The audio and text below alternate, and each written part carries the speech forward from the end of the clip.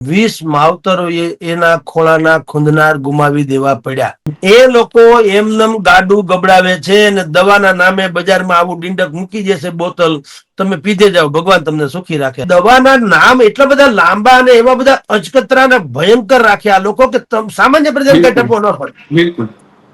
ને તો આ સિરપ જે છે એનું નામ ચાસણી રાખ્યું હોય તો હાલું મોઢે તો રહી જાય, ભાઈ ચાસણી હાલો.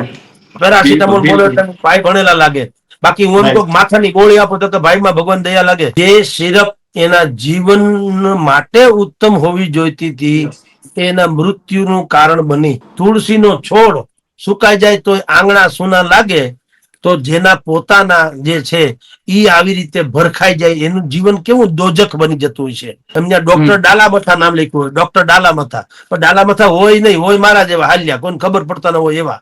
તીખા મીઠા મિક્સ ભેળ બનાવો એમ મને માથું દુખે એટલે હું ડોક્ટરને અથવા તો મેડિકલ સ્ટોરને જઈને કહું ભાઈ માથું દુખે જરા તાત્કાલિક ગોળી આપો, તો તાત્કાલિક મટી જવું જોઈએ. એટલે ઓલો જ બટકાવે પછી સારી રીતે. હરામ ખાયા છે એટલે આને અમે 3 મહિના કે 6 મહિના સુધી પેક કરીએ. આની કોઈ શાખા ક્યાંય ખુલે તો અમારા આ નંબર ઉપર જાણ કરજો, બીજા કોઈને અમે ડીંડક શરૂ કરે તો. ફિનાઇલ ફ્રાઇન HCl, બોલો આમાં કાંઈ મેળ પડે?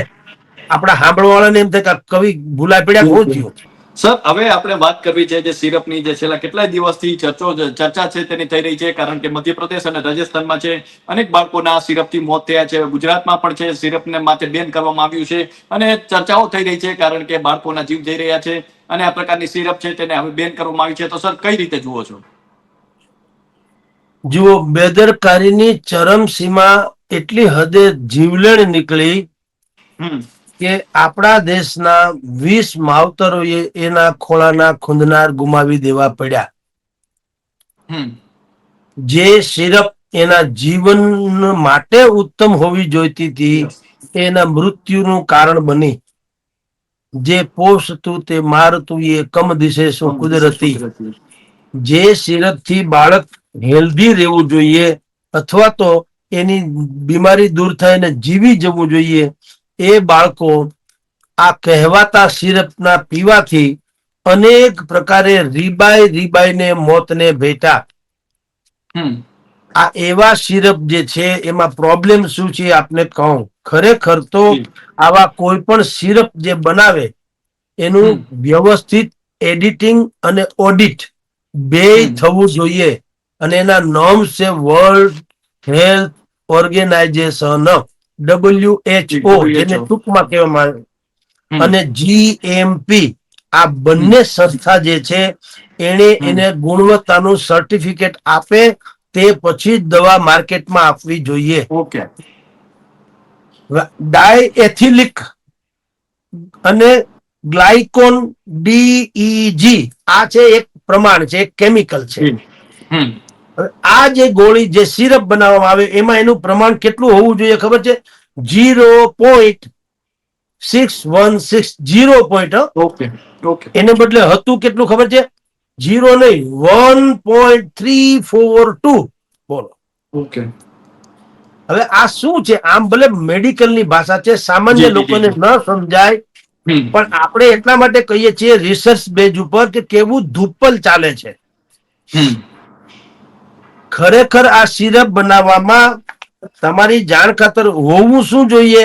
ફિનાઇલ ફાઇન નામનું એક રાસાયણ આવે છે. ફિનાઇલ ફાઇન HCl, એને ટૂંકમાં એનો કોડવર્ડ HCl પણ હોય છે, પણ ઈ બહુ મોંઘું આવે. આપણે કેસર નો ચાંદલો કરીએ છીએ ને, કેસર આટલું જ હોય ખબર ને, 1 ગ્રામ 2 ગ્રામ, એ 2 ગ્રામ ના 100-150 રૂપિયા હોય, નાની માના ખેલ નથી. તો ફિનાઇલ ફાઇન જે છે એ એટલું બધું મોંઘું આવે કે આ કંપની લોકોએ શું કર્યું, એ મોંઘાને બદલે એની માસીનો છોકરો એને ઉતાર્યું. માસીના છોકરાનું નામ શું છે ખબર છે? એને એની જગ્યાએ એવો ખર્ચ બચાવવા માટે થઈને એવું ખતરનાક સિસ્ટમને ઉમેરી દીધી જેને કહેવાય છે ઝેરીલું કેમિકલ છે DIG, એટલે કે ડાયએથિકન ગ્લાયકોન નામનું ઈ કેમિકલ આવે. ઓલું જે મોંઘું જે મેં તમને કીધું HCl, એને બદલે આ લોકોએ DIG એવું નાખી દીધું. એટલે શું થયું? આ તો ખરેખર એક બહુ ઝેરીલું કેમિકલ છે અને સિરપમાં એનો 0.1% ભેળવવાની મંજૂરી હોય છે. 0 અને 0.1 ને બદલે કેટલા ટકા આ ઝેરીલું રસાયણ ઉમેર્યું ખબર છે? 46 થી 48%. ઓહો. હવે તમે વિચાર કરો, આપણી પાસે બધા જ લીપાપોથીના થોથા છે. એને એમ કીધું કે 4 વર્ષથી નીચેની વયના બાળકો હોય તો એને ક્લોરીફેરા મેટામાઇન આ બહુ લાંબુ નામ છે. ટૂંકમાં આ એક એની મજા તમને બીજી કહું. આમાં તો છે જ ને, હું બોલી શકું, પણ મજા મારે એ કેવી છે આપણા શ્રોતાઓને કે આ દવાના નામ એટલા બધા લાંબા અને એવા બધા અચકતરા અને ભયંકર રાખ્યા આ લોકો કે સામાન્ય પ્રજાને કઈ ટપો ન પડે. બિલકુલ. ને તો આ સિરપ જે છે એનું નામ ચાસણી રાખ્યું હોય તો હાલું મોઢે તો રહી જાય, ભાઈ ચાસણી હાલો, પછી નહીં રાખે. એને કેવું રાખ્યું એ તમને કહું, ક્લોરફેનિરામાઇન મેલિએટ. લ્યો બોલો, આપણે લોચા વળે જીભના આવા જ નામ રાખે. બીજું છે ફિનાઇલ ફ્રાઇન HCl. બોલો, આમાં કાંઈ મેળ પડે? આપણા સાંભળવા વાળાને એમ થાય કે કવિ ભૂલા પડ્યા, શું થયું? એના કરતા ચાહણી રાખી હોય તો શું વાંધો? કે ટપો તો પડે, પણ નહીં રાખે. આ લોકો બહુ બુદ્ધિપૂર્વકના ખેલ ખેલે છે. એટલે કહું છું, પેરાસિટામોલ ને નામ એવા ખતરનાક રાખે કે એ સામાન્ય માણસનું કામ જ નથી સમજવા જેવું. અને જે બોલે એ ભણેલો હોય એવું લાગે પાછું એમ. Yes yes. જે બોલે એ પાછો કોઈ બહુ ભણેલો હોય, પેરાસિટામોલ બોલે એટલે ભાઈ ભણેલા લાગે. બાકી હું એમ કહું માથાની ગોળી આપો તો કે ભાઈમાં ભગવાન દયા લાગે, જાજુ ભણ્યા નહીં હોય, રોંઢા સુધી ગયા લાગે. પેરાસિટામોલ, ક્લોરેફેનામાઇલ, ફિનાઇલ ફાઇન, આ બધી ડીંડક જે છે એ તમારી જાણ ખાતર આ બધા જ વસ્તુના નોર્મ્સ નક્કી કર્યા 2023માં. પણ કોઈ હરામ બરોબર પાળતું હોય તો આખા દેશમાં 5308 જેટલી MSME એટલે કે લઘુ એવી કંપનીઓ છે, લઘુ ઉદ્યોગ જે દવા બનાવે છે. કેટલી? 5308.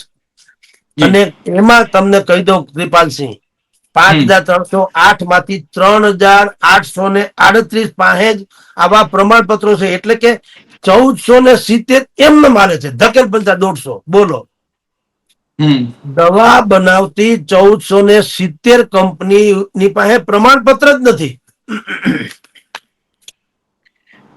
એ લોકો એમનેમ ગાડું ગબડાવે છે અને દવાના નામે બજારમાં આવું ડીંડક મૂકી જશે બોતલ, તમે પીધે જાઓ, ભગવાન તમને સુખી રાખે, રામ ભરોસે.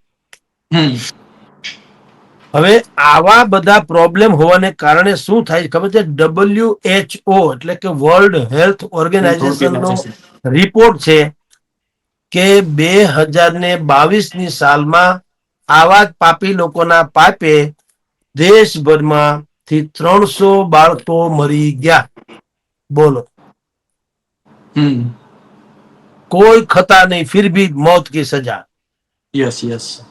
અપરાધ કોઈ નહીં, માત્ર બાળક હોવું જેને કશી જ ખબર નથી. અને માં પણ એને એમ સમજીને કે બાળક મારું બચી જાય એટલે સિરપ પાતી હોય, પણ એના મોતનું કારણ બને. અને આમ છતાં કોઈનો વાળ વાંકો થયો નથી. રાતી રાણ જેવા થઈને ફરે છે હરામ કાયાઓ. આ જે સિરપ પીવે છે એ સિરપ પીવાથી કેવા રિએક્શન આવે ખબર છે? બાળકોનો પેશાબ અટકી જાય, યુરિન ક્લોઝ થઈ જાય, પેક થઈ જાય. પછી યુરિન શરીરના ઉપરના ભાગે ફેલાઈ જાય, લોહીની જગ્યાએ યુરિન થાય. શું થાય? ભયંકર ઉધરસ એવી આવે કે બાળક ઈ ખમી ન શકે. બાળક નાનું હોય, હવે એની પોતાની જે બાકીની કેપેસિટી જે છે એ સંગ્રહ કરવાની કે પ્રતિકાર કરવાની એ શક્તિ કેવડી હોય બચ્ચાની. એ ભયંકર ઉધરસ ખાય તો પણ મુશ્કેલી. અને મેં તમને જે કીધું એ પ્રકારના ઝેરી તત્વો આ સિરપમાં એટલા માટે કંપનીઓ હોય કે એને સસ્તું પડે અને મોંઘે વેચી શકે એવા ઝેરી તત્વો નાખ્યા એટલે શું થાય ખબર? બાળકની કિડની ફેલ થઈ જાય. બોલો, આમાં કઈ દયાનો છાંટો છે કોઈને? મેન ડોક્ટર જે ડોક્ટરના નામ હોસ્પિટલ ઉપર લખ્યા હોય, આ હેડલાઇનમાં જગદીશ મહેતા જ ન હોય, મારા નામે ચરી ખાવાનું જો હાલતું હોય તો. એમને ડોક્ટર ડાલામથા નામ લખ્યું હોય, ડોક્ટર ડાલામથા, પણ ડાલામથા હોય નહીં, હોય મારા જેવા હાલ્યા, કોઈને ખબર પડતા ન હોય એવા. તો કૃપાલસિંહ એવડું મોટું ધુપ્પલ ચાલે છે કે જે જીવલેણ સાબિત થયું ને અત્યારે તો 20 બાળકો ભરખાઈ ગયા ને રીતસર, એની તો આપણે ખરખરો કરીએ છીએ. બિલકુલ. આ નિર્દયતાની ચરમસીમા નથી, માનવતાની હાસ થઈ ગયો. જેના ખોળાના ખૂનનાર વયા ગયા ઈ એક ડિબેટનો વિષય ખાલી બને, ઈ ખાલી તપાસનો વિષય બને, ઈ રિપોર્ટનો ખાલી વિષય બને. એટલે ગામ આપણા ઘરમાંથી તુલસી સુકાઈ જાય તો આંગણું સૂનું લાગે, તુલસીનો છોડ સુકાઈ જાય તો આંગણા સૂના લાગે. તો જેના પોતાના જે છે ઈ આવી રીતે ભરખાઈ જાય, એનું જીવન કેવું દોજખ બની જતું હોય છે. તમે જો અપરાધી નથી તો તમારે ફેસ કરવું જોઈએ. મને હજારો વખત બધા લોકો એ કીધું જયરાજસિંહ જાડેજાએ કાં તો પૈસા કોથળા લઈ દીધા કે ગોપાલભાઈ ઇટાલિયાએ પૈસા આપી દીધા, તો ભલે ને આવો મારી સામે, ગોપાલભાઈ લઈ આવો, જયરાજસિંહ બાપુ છે, ગોપાલભાઈ છે, લાવો તો આપણને શું ફેર, કેનારાને છૂટ હોય બધી. પણ તમે જયારે કશું જ નથી ને સંપૂર્ણપણે 100% તમે સત્ય છો તો તમારે આત્મહત્યા જવાની ક્યાં જરૂર છે? પણ મારે ક્યાંક ડખો હોય તો ફફડી ઉઠું. એમાં ડોક્ટરનું જે કાંડ જે છે આખું દવાનું એટલું મોટું નેક્સસ છે દવાનું કે તમારી ને મારી એટલે કે સામાન્ય પ્રજા ઉપર કાયદેસર અખતરા થાય છે. કોઈ પણ દર્દી આવે એના સગા સંબંધીએ માની લો કે 50 તોલા હોનું પહેર્યું હોય તો માનવું કે ઈ દર્દી સિરિયસ જ હોય. ડોક્ટર એમ જ કે હારું થયું તમે તાત્કાલિક લઈ આવ્યા, નહીતર હવે આનું ઘડિયું ગણાતી હતી લ્યો. હવે ઓલા ગામડાના માણસો એને આ કઈક ટપો પડે નહીં. હું થોડું ઘણું રોંઢા સુધી ભણ્યો તો અમુક દવાના નામ વાંચતા મને લોચા મળ્યા, તો બિચારા હાવ ન ભણ્યા હોય ની તો શું હાલત થાય. એટલે ડોક્ટર ને કે શું કે અમારે ત્યાં આપણે બધું લાગણી પ્રધાન બહુ ને કે સાહેબ ગમે થાય 10 વીઘાનો કટકો વેચાઈ જાય તો કુરબાન છે, પણ મારા કાળજાનો કટકો બચી જવો જોઈએ. બસ આવા ડાયલોગ થાય. એની જ આ લોકો રાહ જોઈને બેઠા હોય, ગીધડા જેમ મળદાની રાહ જોઈને બેઠા હોય એમ. બસ કે હવે આવ્યો મોકાનો. અને પછી હું કરી રાજા રામ જાણે અંદર લઈ જાય, પછી તો હું બહાર બધા આમ બેઠા હોય, થોડી વાર થાય એટલે બોલો પૈસા મગાવે, 50,000 આપી જાઓ, 50,000, છોકરાનું આમ થઈ ગયું, છોકરાનું તેમ થઈ ગયું, ફેફસા બગડી ગયા, ઢીકણું થઈ ગયું, કિડની ફેલ થવાની તૈયારીમાં હતી, હાથમાં ઢીકણું છે. ઓલાને તો ખાલી સાંભળવાનું જ છે ને, એને ક્યાં ખબર પડે છે કે હકીકતે શું છે. કોઈ બીજા ડોક્ટરનો કોઈ અભિપ્રાયની ક્યાંય વ્યવસ્થા સાંભળી કે ભાઈ બીજા ડોક્ટરનો અભિપ્રાય તમે તારે જોતો તો લઈ લેજો, હું જે આ કરું છું તમારા છોકરા ઉપર એ બરાબર છે કે નહીં. તમને જો શંકા હોય તો તમને જે સારો ડોક્ટર લાગે એને કયો અહીં આવીને જોઈ જાય કે હું કરું છું બરાબર છે કે નહીં. જો એ ના પાડે તો તમે તારે તમારો દીકરો તમારે પાછો લઈ જાઓ અથવા તો મારી ઉપર દંડ કરજો, પણ હું તો તમારા દીકરાને બચાવવા માટે મહેનત કરું છું. તમને શંકા જતી એવું કાં નથી કહેતા. ઉલટાનું તમે એમ કહો ને કે ભાઈ અમારે એક ડોક્ટર છે બોલાવું કે ભાઈ તો એક કામ કરો તમે ત્યાં લઈ જાઓ કે અમારે કઈ નથી સાંભળવું, આમ તેમ.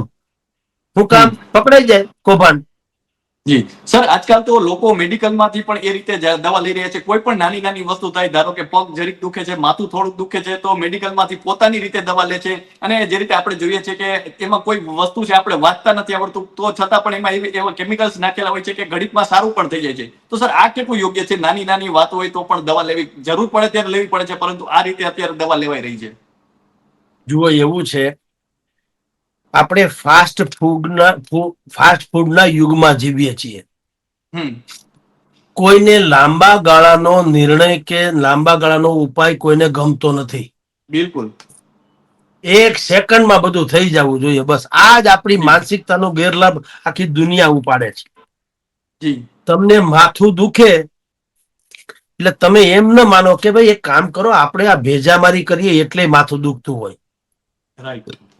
માથું દુખવાના અનેક આ મૂળ શું છે, તમે ઓવરલોડ કામ લ્યો કોઈ પાસેથી તો મશીન ખોટકાઈ જાય તો મગજ ના ખોટકાય. એક તો આપણું મગજ અમસ્તું ભટકતું હોય છે, ક્યાંય સ્થિર તો છે નહીં. એમાં સારા વિચારો પર તો ક્યારે બિલકુલ સારા વિચારો પર તો ક્યારેય સ્થિર થતું નથી. આપણો સ્વભાવગત આપણે કુથલી ખોરો છીએ. કોકનું ક્યાંક ડખો થતો હોય, તમે કોઈ પણ સગાવાલામાં આપણને સાંભળે કૃપાલસિંહ, એને કોઈ પ્રયોગ કરી જોજો. તમે તમારા સગાવાલાને ફોન કરજો, ગમે એને કહું છું, 2 ધડક કહું છું, કેજો કે બેન આવજો ને કાલે આપણે અહીંયા છે ને બેસો આખી રાત, અને ગાયત્રી મંત્ર બોલશું કે હનુમાન ચાલીસા બોલશું, બરાબર, જી તમે આવજો. તો યસ મારા છોકરો માંદો છે ને તમારા બનેવીને હમ આમ છે ને તમારા ભાઈને તેમ છે.